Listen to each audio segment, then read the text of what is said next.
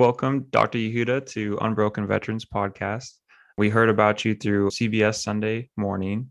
And so that's how we reached out to you and just kind of wanted to learn more about your research and how you kind of came to be helping veterans through PTSD. Well, it's great to be here with you. Thank you. Yeah. And so you've been doing over 30 years of research.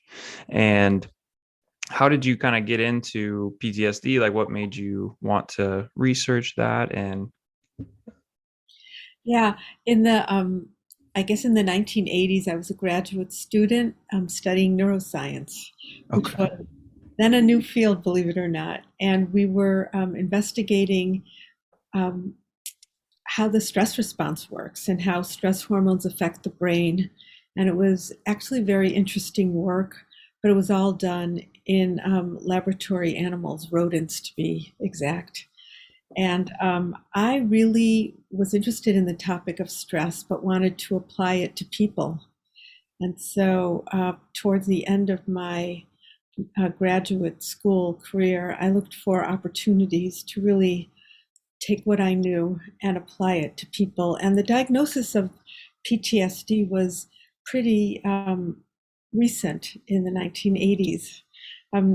PTSD only became a diagnosis in 1980. And so I wasn't exactly sure what PTSD was, but I was very intrigued by the very first paper that came out of the Yale group showing that cortisol levels were lower in Vietnam veterans with PTSD compared to veterans that had other conditions like depression or paranoia. And that was really interesting because cortisol, as you may know, is a stress hormone. And the idea that Vietnam veterans with PTSD, this new diagnosis, would have lower cortisol levels really seemed to be a scientific mystery. And so I joined the Yale group and began to try to figure out why cortisol levels are low in PTSD. And that led to kind of 30 more years of Wow. research trying to figure out what is going on there Yeah. and whether any of what we learn in the neurosciences of PTSD can have application in treating veterans with PTSD. Wow. It, and like through that process, like, because I noticed now you're a part of the VA, correct? Or Yes, like what? I work in the VA, and a lot of the research that we have done has been done in the VA. I'm also professor of psychiatry at the Icahn School of Medicine at Mount Sinai. So those are two institutions that are affiliated. Okay. And because did the VA always like were you always with the VA or did it kind of like adopt you? Like how did that kind of Well, that's a good question. In 1987, I did my postdoctoral fellowship, which was officially a fellowship from the Yale Medical School. But my mentors, I should say, who were Doctors John Mason and Earl Giller, were at the VA. So Okay. that happens very frequently where you can be part of an academic institution, but also um, do your work at a VA, and then you become part of both institutions. Okay. Yeah. And I just from watching that special, I mean, I think that it could really help a lot of veterans, and that's mainly kind of what our podcast is about. We're just trying to help people find alternatives and just help with the suicide rate. So, like, say somebody listening wanted to thought that would be a suitable treatment or wanted to get more information, kind of what would they do to find more information or get involved? So I think you're referencing the MDMA assisted psychotherapy treatment that we talked about on the CBS morning show. Is that the one Yes.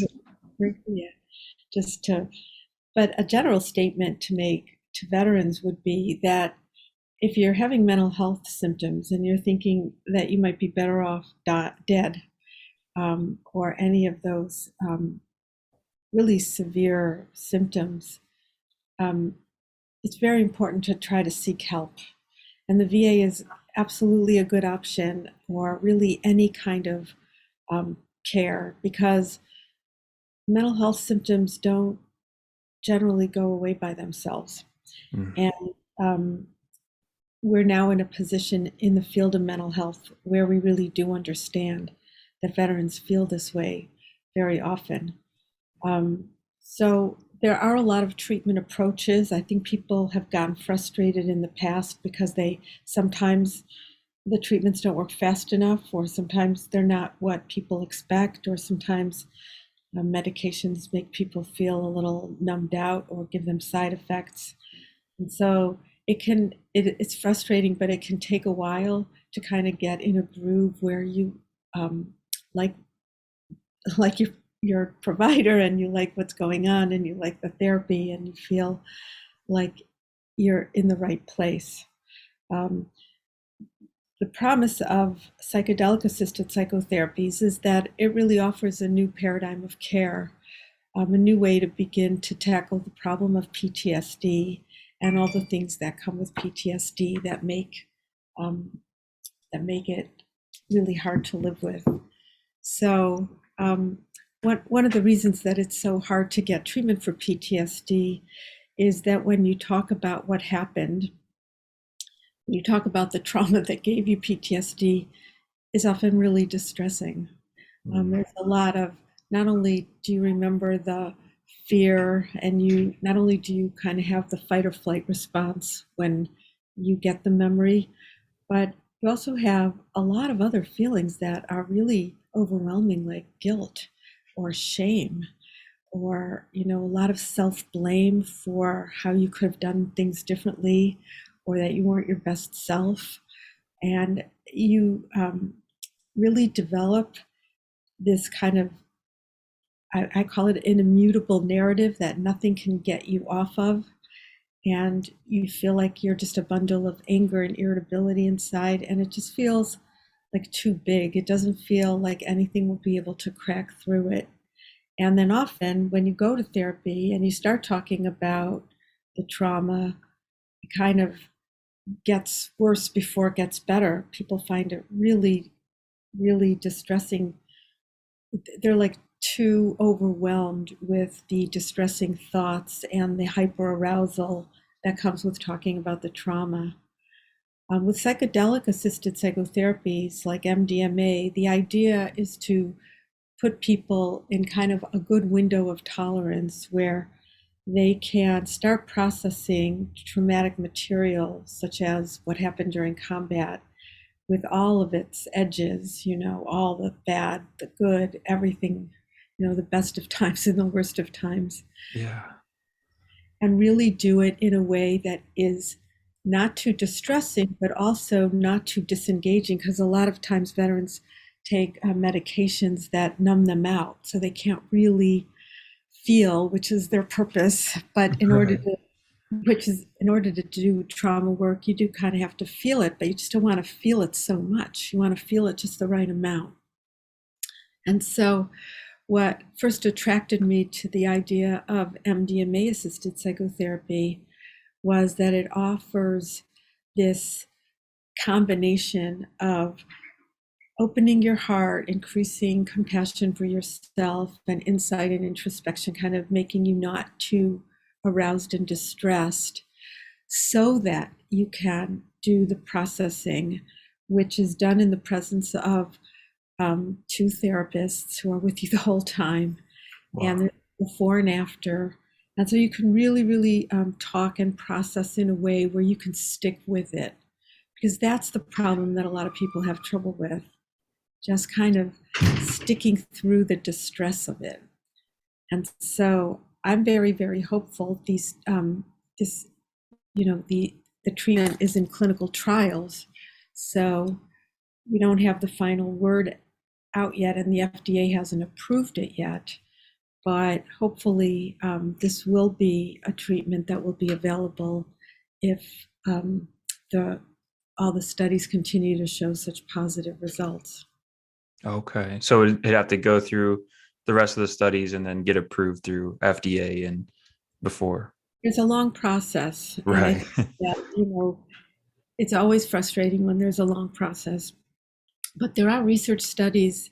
Um, if your audience can search for MAPS, the Multidisciplinary Association for Psychedelic Studies, that website may be able to direct people to trials in their area.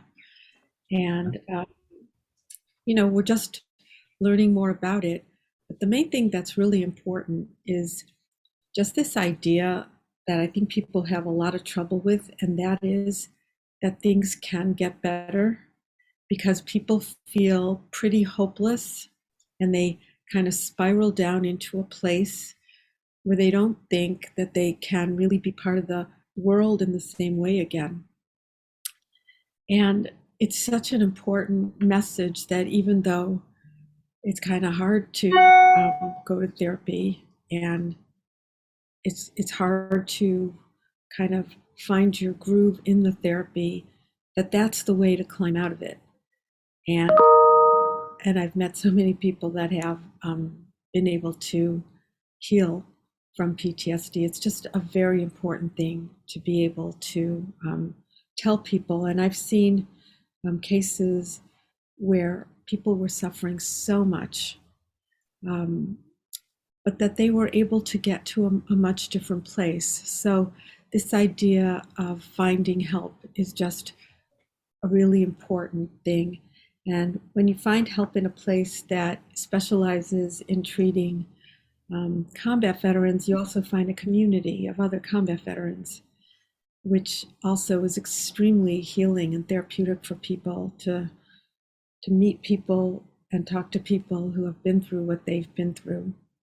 It's sometimes very hard when you come back to not be around people who served, because it's a different mindset and a different mentality. Yeah, that's so true.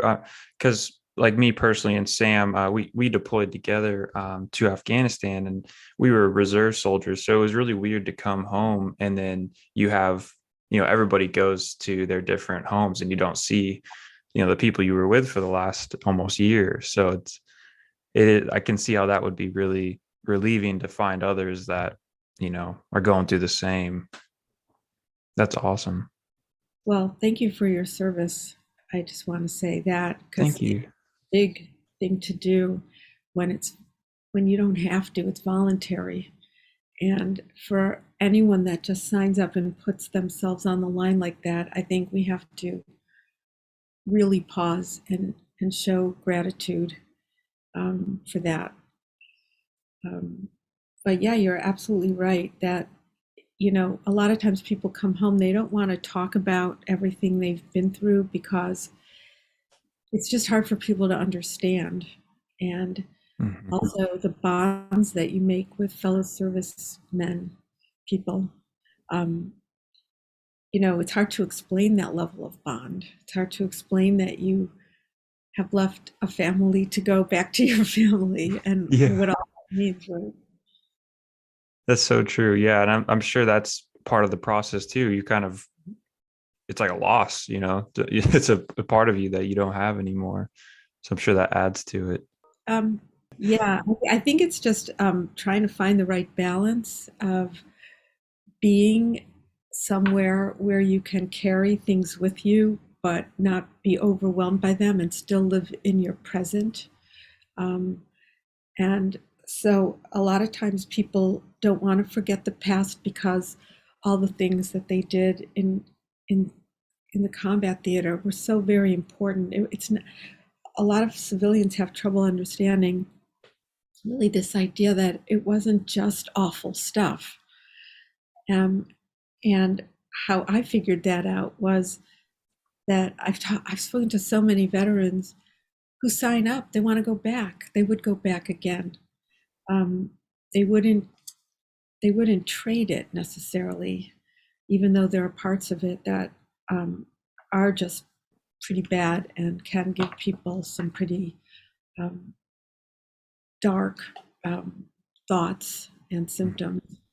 And so it's really just this idea of how to put it all together and know that all the things are part of you and that they can coexist, right? Yeah.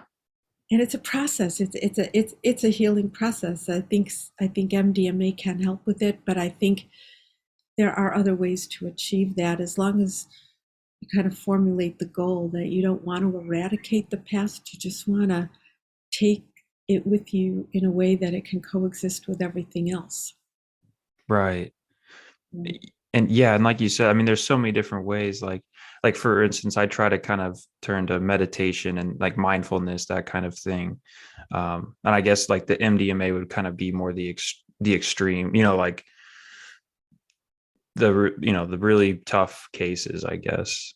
Would that kind of be, Well, or yeah, I mean, I'm really glad you brought up mindfulness and meditation. And a lot of people find even yoga and just breath work, just concentrate on this moment of life, on your breath going in and your breath going out. I mean, people find that tremendously helpful because when you have PTSD, you're in the past and it's just hard to, activate that remote control, which is your brain, to change the channel and be, in the future is really hard. Planning becomes hard, but even being in the present is just a very difficult thing. And just this idea of breath in, breath out, um, can give you a release from the past. And yeah, just being in the moment can give you hope for a future moment, or just a different way to control your existence. I think people feel a little bit hijacked by their fear circuitry, or by the some of the changes in their brain and in their thought. So yeah, again, doing these kinds of things where you can be very centered in the here and now, um, can be very, very healing for people. yeah. And I mean, that's for anybody. I mean, sometimes I feel like we all, we get so into life that we just don't take that minute to just be here, breathe, and just do nothing for a little bit and just be with our thoughts. It's great advice for everyone, but people Yeah. with PTSD, um, just have a harder time controlling where they are, past, Mhm. present, future. When you have an intrusive thought that you did not invite, you Yeah. know, that is like your remote control deciding what channel to be on without you pushing it. You know, Hmm. what would our TV watching experience be like if we couldn't control the channel? And so we really want to be able to control what we think about when we think about it. And we want to control our responses to those things too. And so any kind of activity that gives us that control and focus, can be very, very helpful. Yeah. If you just kind of talk through the process of the psychotherapy. So like that, I think it's like about a 3-day process. Is that correct? Oh no, the MDMA assisted psychotherapy, is that what you're talking about? Yeah. Yeah, that's a 3-month process. Oh, 3 month. Okay. That's the PTSD is not a quick fix. Hmm. It didn't take you long to get it. It could take you a long time to heal from it. So when we're talking about a course of psychedelic assisted psychotherapy, we're talking about preparation. The dosing sessions are 8 hours each, but the amount of talking done before and after is considerable. For the MDMA assisted psychotherapy trial, there are three 90-minute preparation sessions before the first dosing sessions, and then three integration sessions, also 90 minutes long, after every dosing session. You need a lot of time to process, um, what happens when you go inside your mind. Yeah, so you need a lot of time to really process and work with the material. You know, the psychologist Stanislav Grof said that psychedelics are to psychiatry what the telescope is to astronomy and the microscope is to biology. which I think is a really cool statement. Um, but you don't just stick with your eyes glued to the microscope or the telescope. Right? The real work of being a scientist involves working with what you see. And it's the same thing with psychedelic assisted psychotherapy. The idea of really working with a therapist um, to figure out what it was that you understood when your mind went into a different place, when you achieve more of a relaxed or compassionate view about yourself. What is it that you learned? A lot of people come out of psychedelic journeys feeling like they're more part of the earth and the world, that they deserve to be here.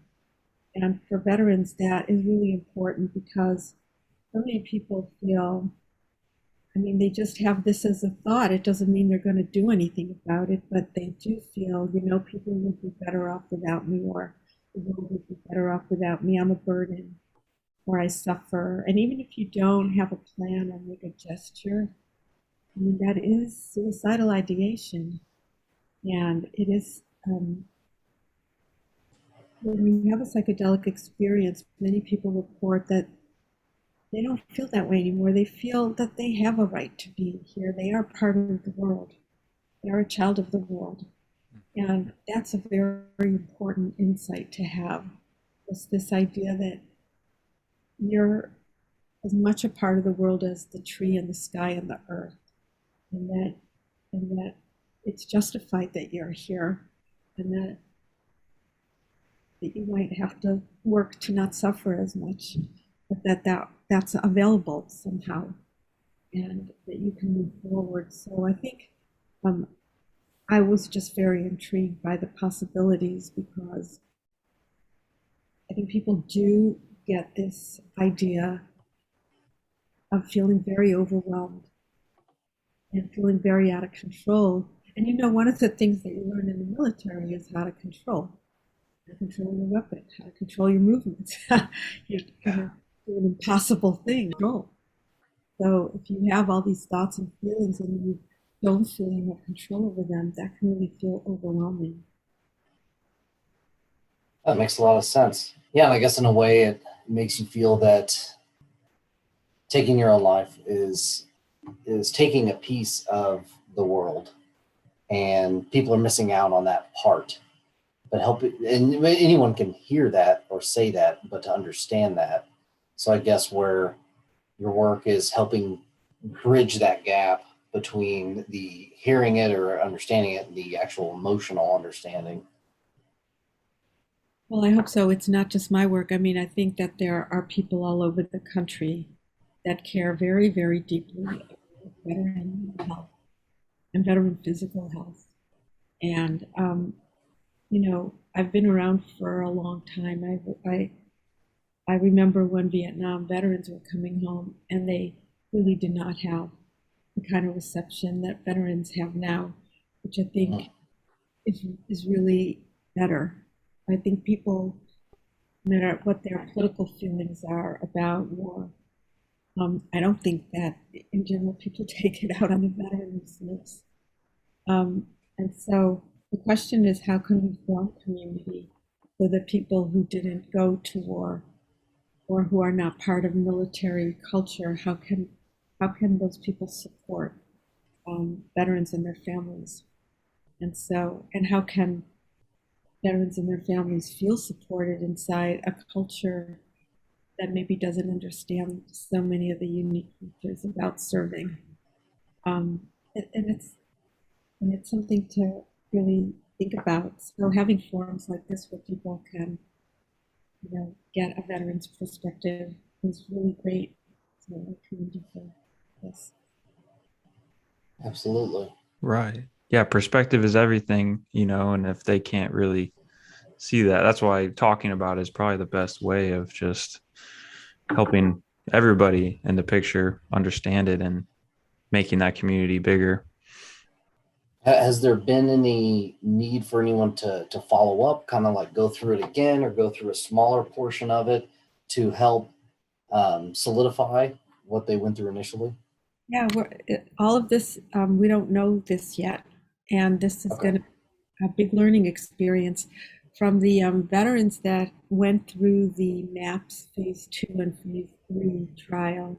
It seems that the effects have been pretty enduring.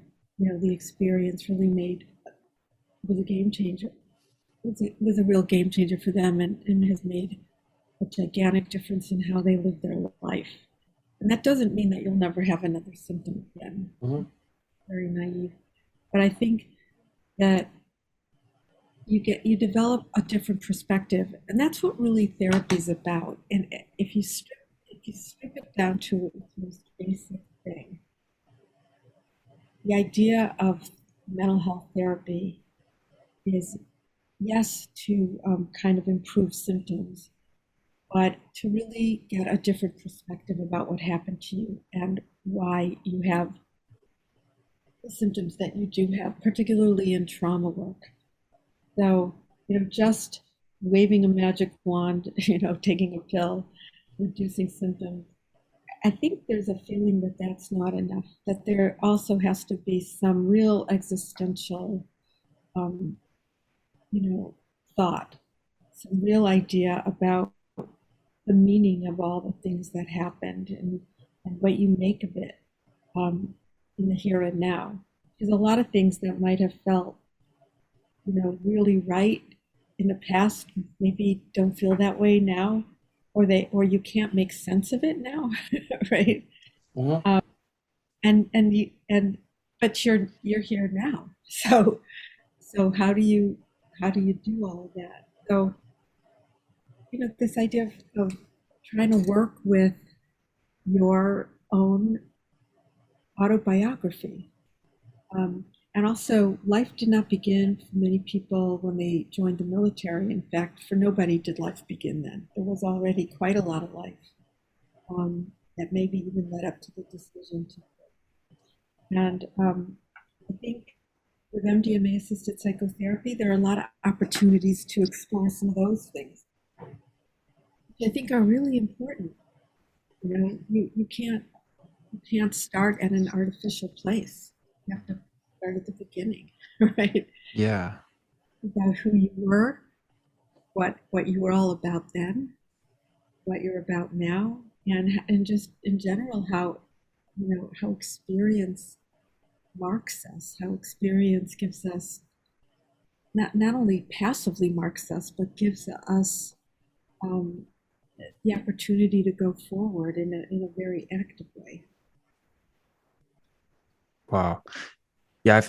We just had an interview not too long ago with Michael Surguru, and he was kind of talking about that as well. How a lot of veterans, like, they have had trauma in their past, and that's actually kind of what leads them into joining, either you becoming first responders or in the military. And so I guess it would be, you'd have to, you know, like you said, come up with that perspective and healing from the past and the trauma that you went through there as Right. well.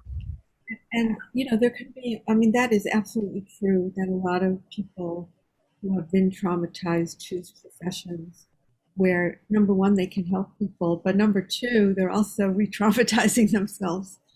It's very, very interesting. Yeah. Um, like, what is that about for you? Um, just this idea of feeling that it's okay for me to traumatize myself as long as I'm saving someone else, or that I can bear it on behalf of someone else, or that I just don't even want to give myself time to think about what happens to me. I just want to go from one thing to the next fire, to the next crisis. So these things are highly individualized, and a lot of people feel that if they slow down and stop, and the past will come flooding in and will be very, very, overwhelming. So if we just keep going from one thing to another, that's what many, um, I Vietnam veterans who were just total workaholics. They just didn't want to stop for a second. And then when they retired and they stopped, many people got PTSD for the first time. And it was like, what do you mean you're getting it for the first time?